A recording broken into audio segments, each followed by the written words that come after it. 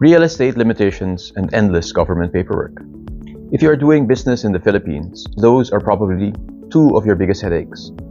But you should know that in the last few months, the Philippine government has made massive, sweeping changes to both of those issues. Welcome back to the channel. Today, we'll talk about two recent legal developments that are reshaping the Philippine corporate landscape this 2026. First, we will look at a brand new statute that practically gives foreign investors the next best thing to land ownership. And second, we are diving deep into the Securities and Exchange Commission's latest digital updates that are finally cutting down the red tape for local startups and SMEs.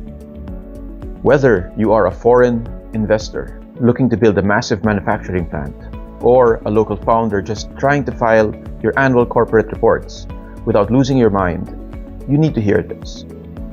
Take some notes because the rules of the game have officially changed.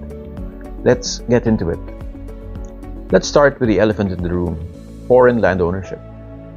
Under the Philippine Constitution, effectively, foreigners cannot own private land. For decades, the workaround was the 1993 Investors Lease Act, which allowed foreign investors to lease land for 50 years, renewable once for another 25 years. That 75-year total sounded okay on paper, but in practice, that two-stage structure created a lot of uncertainty. If you are a multinational corporation pouring billions into heavy infrastructure, relying on a discretionary 25-year renewal approval down the line is a massive financial risk. However, late last year, the government signed Republic Act 12252. This was a great shift. Under this new law, foreign investors with approved and registered investments can now lock in a single consolidated lease term of up to 99 years. Why is this such a big deal? Simply put, project bankability. Aligning the land use rights with the actual economic life of the assets lowers refinancing risk and allows for longer loan maturities. The law even explicitly allows these registered leasehold interests to be used as collateral for financing. You can also sublease the property now, as long as it is registered and the original lessor consents.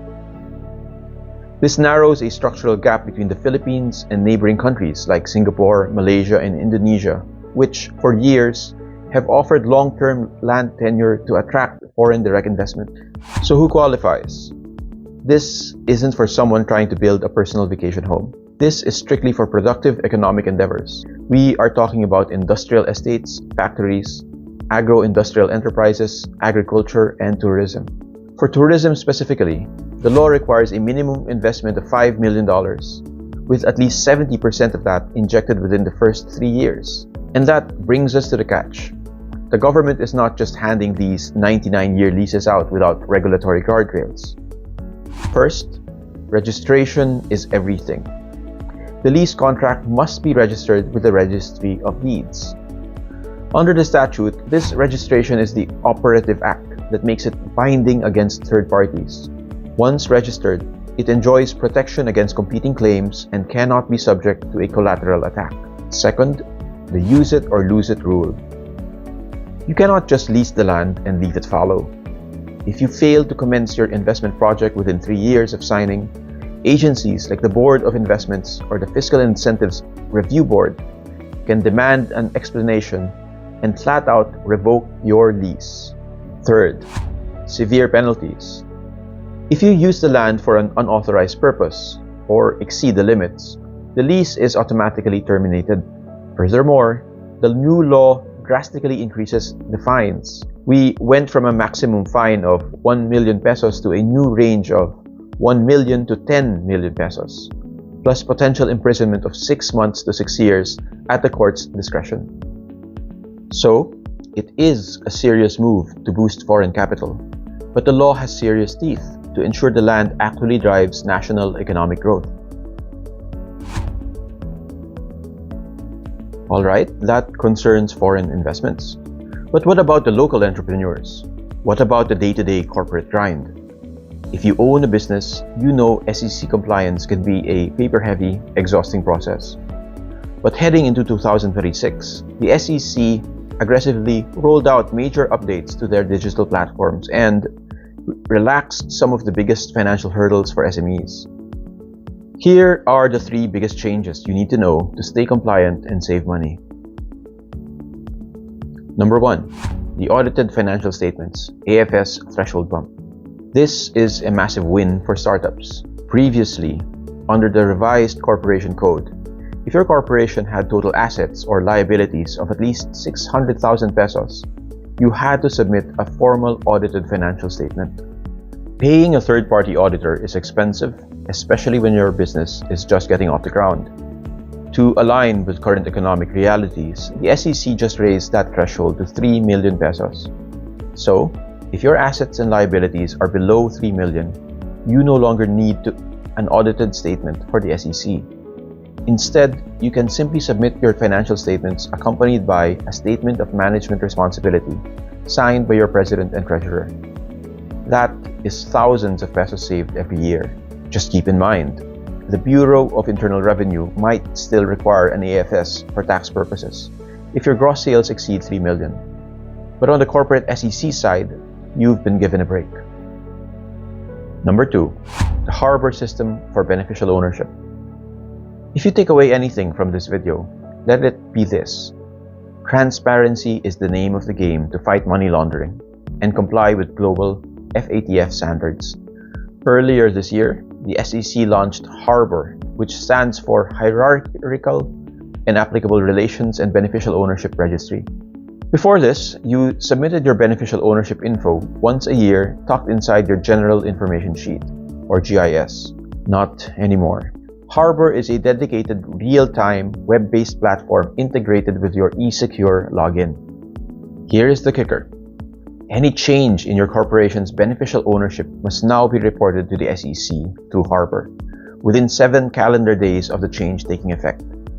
That is a very tight window. If someone's ownership percentage changes, or they move to a new residential address, you have exactly 1 week to log in and update it.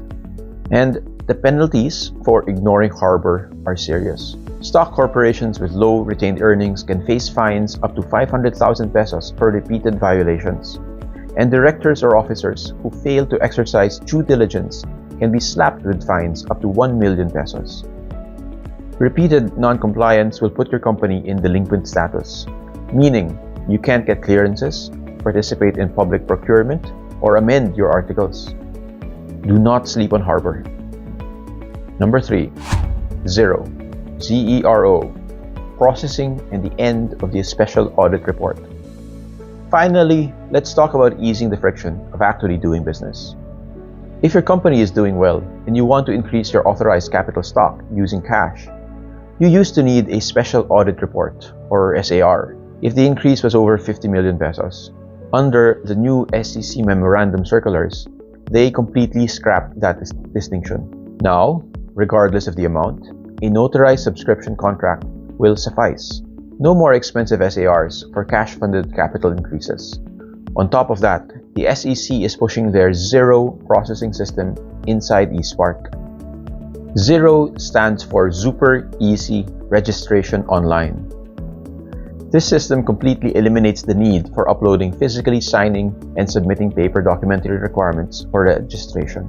It uses the Philippine National Public Key Infrastructure, PNPKI, to allow incorporators to digitally sign documents remotely from any device.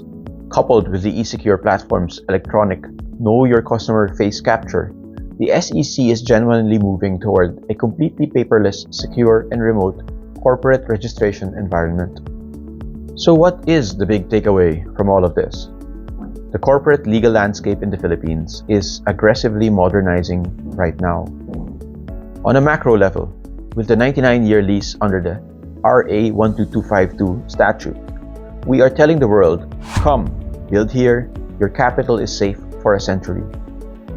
And on a micro level, the SEC is telling local founders, we hear you, we are killing the red tape, cutting the audit costs, and moving the paperwork to the cloud.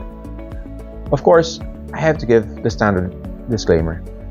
These laws have a lot of fine print, especially regarding the strict 7-day deadlines for harbor, the tax implications of capital increases, and the specific industry restrictions for foreign leases.